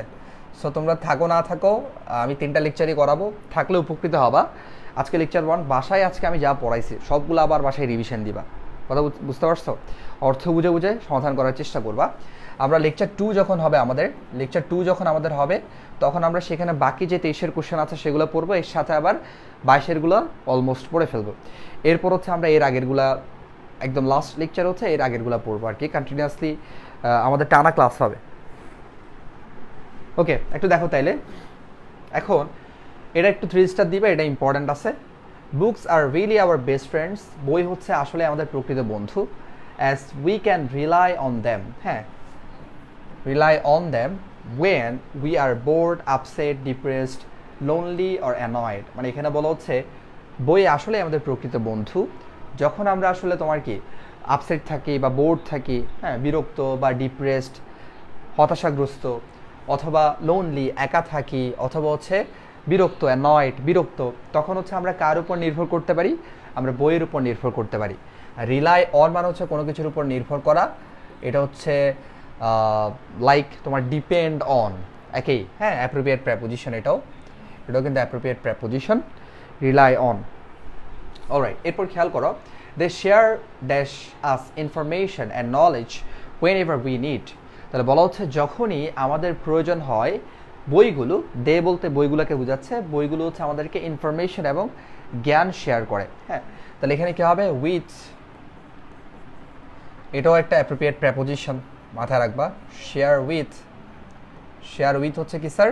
Appropriate preposition. ইভেন এটা হচ্ছে আমাদের ইংলিশ ফ্রেজ পেপারের মধ্যেও কিন্তু আছে। ইংলিশ ফ্রেজ পেপারে যে নেলসন ম্যান্ডেলা যেই লেসনটা আছে সেখানে তোমরা দেখবা যে Nelson Mandela shared with his Nobel peace prize, আচ্ছা এটা হচ্ছে এরকম ছিল, Nelson Mandela awarded Nobel peace prize which shared with FW de Klerk, এরকম একটা সেন্টেন্স আছে, একটু দেখবা তোমরা। সো শেয়ার উইথ একটা হচ্ছে অ্যাপ্রোপ্রিয়েট প্রেপোজিশন, কোনো কিছু কারোর সাথে ভাগাভাগি করা। তাহলে দে শেয়ার উইথ আস, এটা আমাদের সাথে কি কি ভাগাভাগি করে? ইনফরমেশন, তথ্য, অ্যান্ড এবং নলেজ, জ্ঞান, হোয়েন এভার যখন উই নিড আমাদের প্রয়োজন হয়। They enable us to have a glimpse অফও কিন্তু একটা অ্যাপ্রোপ্রিয়েট প্রেপোজিশন, আভাস অর্থে, মাথায় রাখবা। এই যে গ্লিমস অফ অর্থ হচ্ছে, হ্যাঁ, গ্লিমস অফ অর্থ হচ্ছে কোনো কিছুর আভাস, হ্যাঁ, যেটাকে আমরা বলতে পারি হচ্ছে পূর্বাভাস আর কি, ঠিক আছে। সো দেখো, আভাস নাকি আভাস, হোয়াট এভার, এটা আচ্ছা ভ হবে নাকি ব হবে, হোয়াট এভার, যাই হোক একটা হইলেই হচ্ছে।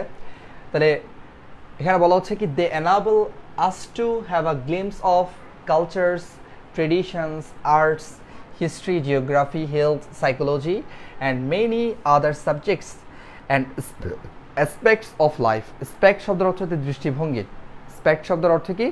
দৃষ্টিভঙ্গি। তাহলে বলা হচ্ছে, তাহলে এই যে বইগুলো enable us to have a glimpse of, এটা হচ্ছে আমাদেরকে সক্ষম করে, আভাস দিয়ে, কিসের আভাস দিয়ে?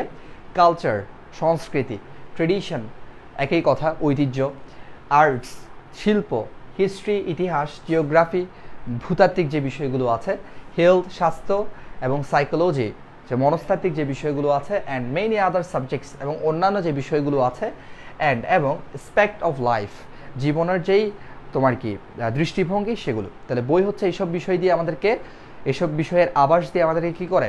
সক্ষম করে, হোয়াটএভার।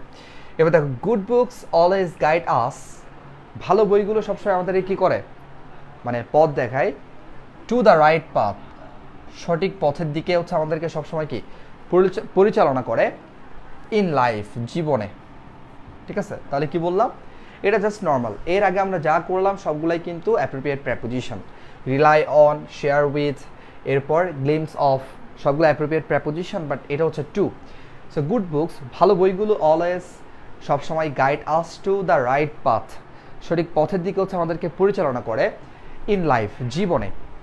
এরপর বলা হচ্ছে রিডিং গুড বুকস, ভালো বই পড়া, helps us understand the world, এটা হচ্ছে আমাদেরকে পৃথিবীকে বুঝতে সাহায্য করে, অ্যারাউন্ড আস বেটার, এখানে অ্যারাউন্ড হবে, অর্থাৎ পুরো পৃথিবীটাকে হচ্ছে ভালোভাবে বুঝতে আমাদেরকে বইগুলো সহায়তা করে বা সাহায্য করে। সো অ্যারাউন্ড আস মানে হচ্ছে আমাদের চারপাশের যে পৃথিবী, সেই পৃথিবীকে ভালো করে বুঝতে বই আমাদেরকে সাহায্য করে, ঠিক আছে। ওয়াইল reading books we build new and creative thoughts, images and opinions in our mind, হ্যাঁ, অর্থাৎ বই পড়ার মধ্য দিয়ে আমরা নতুন নতুন তোমার কি নিউ অ্যান্ড ক্রিয়েটিভ থটস, নতুন এবং সৃজনশীল চিন্তাগুলোকে হচ্ছে আমরা বিল্ড করতে পারি, নির্মাণ করতে পারি, ইমেজেস, ছবি, এরকম ইমাজিনেশন যেটা আছে, যে পাওয়ার, সেটা হচ্ছে বাড়ে, অ্যান্ড অপিনিয়ন্স, এবং আমরা অনেক মতামত দিতে পারি, বা মতামত তোমার কি ইন আওয়ার মাইন্ড, মানে আমাদের মস্তিষ্কে ক্রিয়েট হয়। মানে বলা হচ্ছে বই পড়ার মধ্য দিয়ে we build new and creative thoughts, images and opinions in our mind. আমাদের মনের মধ্যে হচ্ছে আমরা নতুন এবং সৃজনশীল, এর পাশাপাশি হচ্ছে তোমার মতামত এবং ছবি আমাদের মনের মধ্যে তৈরি হয়। This habit helps us explore life, আচ্ছা ড্যাশ ডিফারেন্ট পার্সপেক্টিভ। তাহলে এই অভ্যাসটা হেল্পস আস আমাদেরকে সহায়তা করে এক্সপ্লোর অন্বেষণ করতে লাইফ জীবনকে ফ্রম ফ্রম ডিফারেন্ট পার্সপেক্টিভ, অর্থাৎ জীবনের বিভিন্ন দিক থেকে আমাদের জীবনকে হচ্ছে কী করতে, অন্বেষণ করতে, এক্সপ্লোর করতে আমাদেরকে এই অভ্যাসটা সহায়তা করে, কারণ আমরা বই পড়ার মধ্য দিয়ে কিন্তু অনেক কিছু জানি। ওকে, ইন আদার ওয়ার্ডস, অন্য অর্থে। আচ্ছা অনেক সময় তোমরা দেখবা যে এখানে একটা গ্যাপ দিয়ে দিছে, তখন তোমার এখানে কিন্তু ইন বসাতে হবে। তো একটু তোমরা এই ধরনের যেই ফ্রেজগুলো আছে একটু মাথায় রাখবা, পড়ার সময় একটু নোটিস করবা, ঠিক আছে? ইভেন এখানে যেখানে যেখানে তুমি এই প্রেপোজিশন দেখবা এই জিনিসগুলো একটু মাথায় রাখবা, কারণ পরবর্তী কোশ্চেনে দেখবা ওই জিনিসগুলো তো হচ্ছে মিসিং আছে, ঠিক আছে? সেই কারণে প্রেপোজিশন যতগুলো থাকবে সবগুলো একটু মাথায় রাখবা কেন হচ্ছে। ইন আদার ওয়ার্ডস, অন্য অর্থে, it has several positive effects on our body, mind and soul.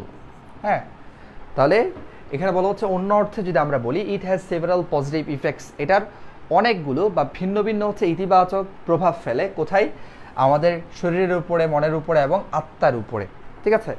Effect হচ্ছে নাউন আর এফেক্ট হচ্ছে ভার্ব, মনে রাখবা, জাস্ট একটা এ হবে। এরপর ইনফ্যাক্ট, প্রকৃতপক্ষে, দ্য হ্যাবিট অফ রিডিং, অর্থাৎ পড়ার যে অভ্যাস, is one of the best qualities. আমরা জানি যে ওয়ান অফের পরে কি হয়, যে ওয়ান অফ, হ্যাঁ ওয়ান অফ এর পরে হচ্ছে প্লুরাল নাউন হয়, প্লুরাল নাউন হয়, ঠিক আছে? ওকে, সো দেখো ওয়ান অফ, হ্যাঁ, তাহলে দ্য হ্যাবিট অফ রিডিং, এই যে পড়ার যে অভ্যাস, is one of the best qualities, এই যে ওয়ান অফের পরে কি বসছে, plural noun, best qualities that a person can possess মানে হচ্ছে মালিক হওয়া, যেটার মালিক হচ্ছে একজন মানুষ হতে পারে, বা এটা একটা ভালো জিনিস, রাইট? ওকে, সো আজকে আমরা যশোর বোর্ড হচ্ছে 23 পর্যন্ত পড়লাম। এরপরে দেখা যাক পরে হচ্ছে আমরা পরের ক্লাসে বাকিগুলো যদি সময় থাকে, আজকে তো আর সম্ভব না, বাকি যে কয়টা আছে এগুলো হচ্ছে আমরা পরের ক্লাসে সমাধান করব। তোমাদের কাজ থাকবে, আমি আজকে তোমাদেরকে যে টপিকগুলো পড়ালাম,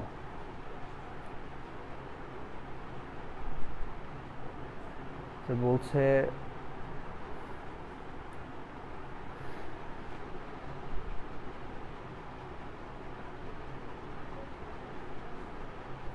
ওকে,